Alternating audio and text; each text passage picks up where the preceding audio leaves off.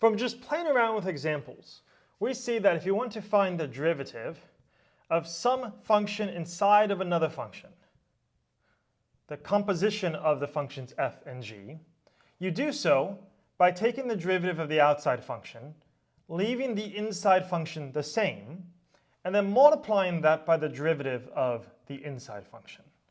How might we justify this more robustly? Let's go back to our definition of derivative. If we want to calculate the derivative of f of g of x, we can use our limit definition of derivative to say this will just be the limit as h goes to 0 of f of g of x plus h minus f of g of x, all divided by h, correct? Just divided by h. But I'm going to do something a little bit funny. I'm going to divide by the h over here. And then what I'm going to do is I'm going to introduce some new term. I can divide by something as long as I multiply it as well. If I multiply the top and bottom by the same thing, then I multiply it and dividing by it, so I'm not changing anything. I could put a 2 down here and a 2 up there, for example. But instead of putting 2, I'm going to put on bottom a g of x plus h minus g of x, and then on top a g of x plus h minus g of x. So we can think of this limit as a product of two pieces. So that would just be the limit of the first piece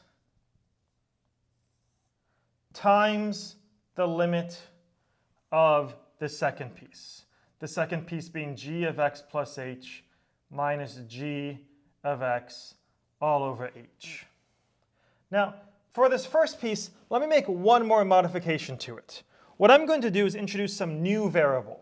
Instead of keep writing g of x, let me define y to be g of x. So wherever I have a g of x, it would be y. So for example, that would be f of y here instead of f of g of x. Well, then what would f of g of x plus h be?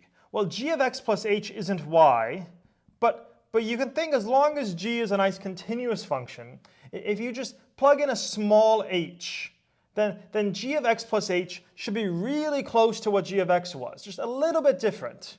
And so if g of x was y, then g of x plus h would be y plus some small amount. Let me say y plus some s. So that g of x plus h is just f of y plus that s. Same story on bottom. G of x plus h is just y plus some s minus g of x, which is just y. I'm just introducing a new variable to simplify how things look a little bit. Now, what happens as h goes to 0? As the h goes to 0, x plus h gets closer and closer and closer to x. So g of x plus h is going to get closer and closer and closer to g of x, which means that this s is getting smaller and smaller and smaller. That means the s is also going to 0. As the h goes to 0, s is also going to 0. So we can think about this, the limit as s goes to 0 of f of y plus s minus f of y all over y plus s minus y, which of course that simplifies, the y's cancel, so it's just all over s. Let's look at what we have here. The second term is obviously just the derivative of g at x. But how about this first term? Well, this is just the definition of the derivative. It's s's instead of h's, but it's exactly the definition of the derivative of f at some point y. And what is y?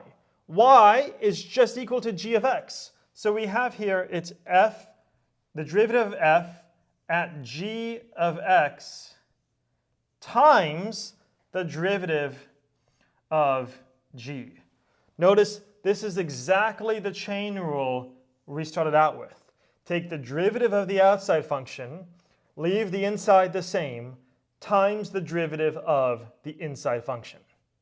Okay, let's go ahead and see this in action.